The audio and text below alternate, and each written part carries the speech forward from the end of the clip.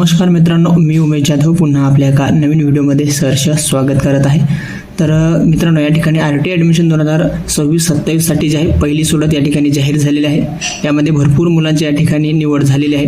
यांना प्रवेशासाठी जे आहेत 20 एप्रिल 2026 पर्यंत मुदत सुद्धा या ठिकाणी देण्यात आलेली आहे। परंतु आता यानंतर जे प्रतीक्षा यादीत विद्यार्थी आहेत किंवा ज्यांना SMS आला नाही किंवा प्रतीक्षा यादीत सुद्धा नाव नाहीये, अशा बालकांना या ठिकाणी कधी संधी मिळणार आहे किंवा दुसरा राऊंड या ठिकाणी कधी होणार आहे याची संपूर्ण माहिती या व्हिडिओमध्ये आपण बघणार आहोत।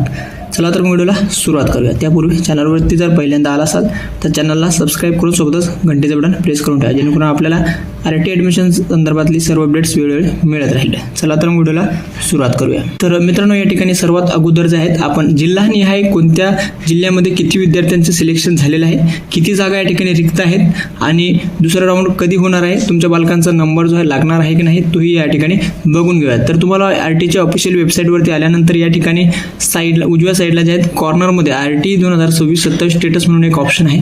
यावरती जर आपण या ठिकाणी क्लिक केलं तर या ठिकाणी तुम्हाला जे आहे 26-27 साठी पूर्ण डिस्ट्रिक्ट वाईज या ठिकाणी जागा दाखवणार आहे। जसे की या ठिकाणी तुम्ही बघू शकता, सर्वात अगोदरचा जिल्हा आहे अहिल्यानगर। या ठिकाणी बघू शकता स्कूल किती आहेत पूर्ण जिल्ह्यामध्ये 348 होते। त्यानंतर त्याच्यात व्हॅकन्सी होती 3765 आणि टोटल ॲप्लिकेशन आले होते त्यासाठी 9243 आणि सिलेक्शन झाले त्यामध्ये बालकांचे 3641।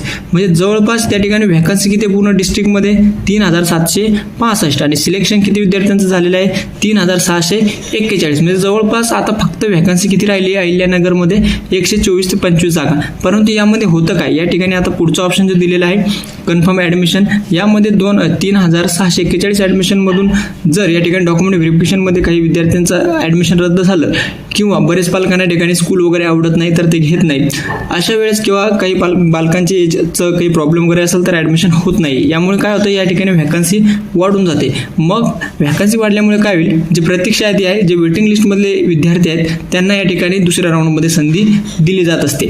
अशा पद्धतीने सर्व डिस्ट्रिक्टचे जे आहे तर तुम्ही बघू शकता अकोल्याचं शाळा किती होत्या 185, त्यानंतर व्हॅकन्सी 2056 होत्या, त्यासाठी 5598 या ठिकाणी ॲप्लिकेशन आले होते आणि जागा आता निवड झालेली आहे 2018 बालकांची। म्हणजे 2056 या ठिकाणी व्हॅकन्सी होती, 2018 या ठिकाणी सिलेक्शन झालेलं आहे। यामध्ये आता डिपेंड आहे की या ठिकाणी ॲडमिशन कन्फर्म किती होतात, यावरती पुढची व्हॅकन्सी डिपेंड असते। म्हणजे जोपर्यंत या ठिकाणी आता पहिल्या राऊंडची पूर्ण प्रोसेस होत नाही ॲडमिशनची या ठिकाणी, तोपर्यंत दुसरा राऊंड होणार नाही। त्यासाठी सुद्धा डेट या ठिकाणी दिलेली आहे की जर समजा 20 तारखेपर्यंत मुदत देण्यात आलेली आहे, तोपर्यंत जर पहिल्या राऊंडचे पूर्ण ॲडमिशन या ठिकाणी कन्फर्म झाले, पूर्ण प्रोसेस या ठिकाणी झाली, तर लगेच दुसरी सोडत या ठिकाणी जाहीर करण्यात येत असते। यामध्ये तुम्ही सगळ्या डिस्ट्रिक्टची बघू शकता, इथं सेकंडवर थर्डवर क्लिक केल्यानंतर पूर्ण डिस्ट्रिक्ट या ठिकाणी तुम्हाला दिसणार आहे खाली, ठीक आहे। अशा पद्धतीनं पूर्ण डिस्ट्रिक्ट वाईज स्टेटस तुम्ही बघू शकता। ऑलचा जर आपण विचार केला तर या ठिकाणी पूर्ण जर महाराष्ट्रामध्ये आपण जागेचा विचार केला, एकूण स्कूल आहे 8701,